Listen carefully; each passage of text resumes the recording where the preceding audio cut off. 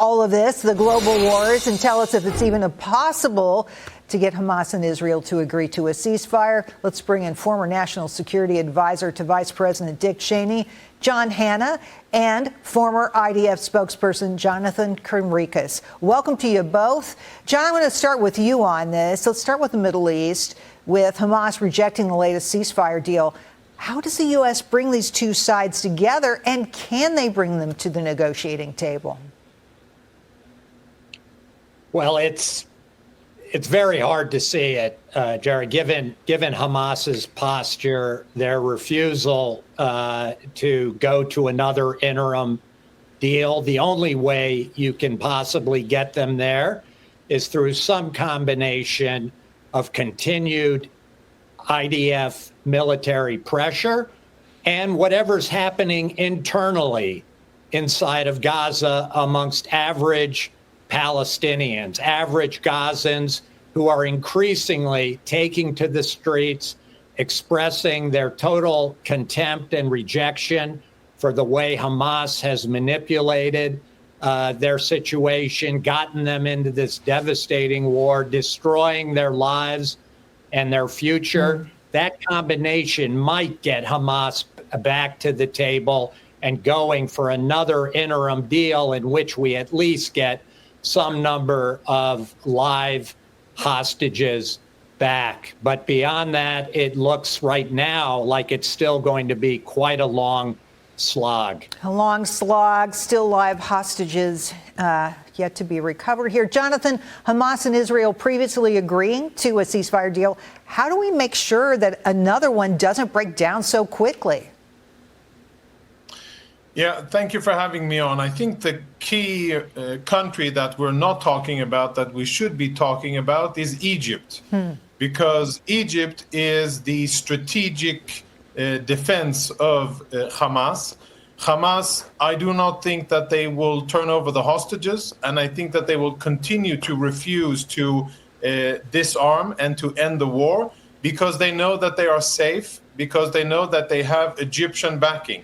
And as long as they have Egyptian backing, they are not really under significant diplomatic pressure. And while I agree with what John said, military pressure by the Israeli Defense Forces on Hamas is very important. And the IDF is indeed ramping up those operations. But at the end of the day, if there isn't a strategic leverage on Hamas, and that can come through American pressure on Egypt, if that doesn't exist, then Hamas knows that they're just playing a waiting game, and eventually Israeli public opinion will be brought to bear on Israeli decision makers, and somehow the war will end while Hamas still exists. And that is, of course, something that mustn't happen, shouldn't happen, and that should not be the end of the October 7 massacre that Hamas started a year and a half ago. The stakes here are so high. John, according to the New York Times, Israel was planning to strike Iranian nuclear sites as early as May, but President Trump told them not to do that in an effort to take the diplomatic route.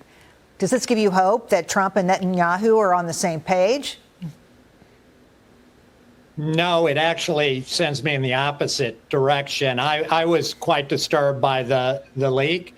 I think the only thing that has gotten Iran's supreme leader to the table while Iran is under maximum economic pressure from the United States is that credible threat of a U.S.-Israeli military strike that will destroy Iran's nuclear facilities and perhaps trigger some kind of more dramatic destabilization inside of Iran. He was afraid of what a military strike could do to his regime. So to the extent that a leak in the New York Times demonstrated some degree of daylight between Israel and the United States on the importance of a credible military threat continuing to hold that sword of Damocles over the supreme leader's head, I think it probably lessened the chances for getting the kind of deal that we all need, which is the full dismantlement of Iran's ability to eventually produce a nuclear weapon.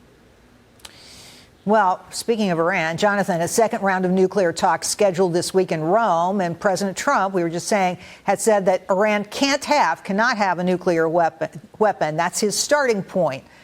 What needs to happen to get some kind of deal done, in your view?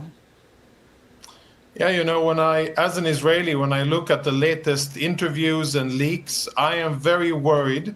I'm worried that the cunning Iranians will outsmart a second American president. They outsmarted President Obama and his team a few years ago and got a very good deal from an Iranian perspective and very bad for the US, Europe, and of course Israel. And from a lot of the information that I see now, that seems to be repeating itself. It's good that American officials are saying and reaffirming that Iran cannot have nuclear weapons, but allowing Iran to have any type of enrichment facility on Iranian soil and not demanding complete disarmament and verification by international observers, I think that's a big mistake. And at the end of the day, the Iranians are master negotiators. They really wrote the book on how to pull out time and how to get the most out of international complex negotiations.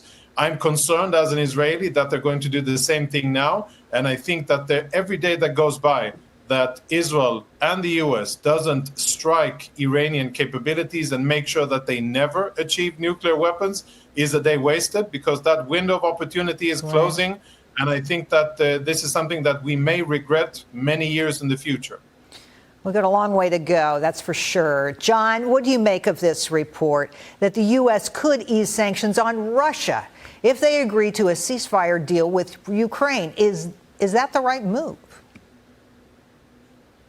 Listen, I think without giving Putin sanctions relief, giving him significant territory inside of Ukraine, without balancing it on the Ukrainian side with bolstering their ability to deter further Russian aggression, giving them some kind of assurances either from Europe, NATO, from the United States, that we are not going to allow Putin to pause, regroup, and then commence his attack again, break the ceasefire at a future point in time, that we're essentially playing into Putin's playbook, I fear. So I'm willing to wait and see what Secretary Rubio meant and what kind of proposal was put on the table. But if it's only satisfying Russian demands for a ceasefire, then I think we're just setting ourselves up for future problems with the Russians down the line. The stakes on all of these conversations so very high indeed. John Hanna and Jonathan Conricus, thanks for coming in and helping us understand them. We appreciate your time.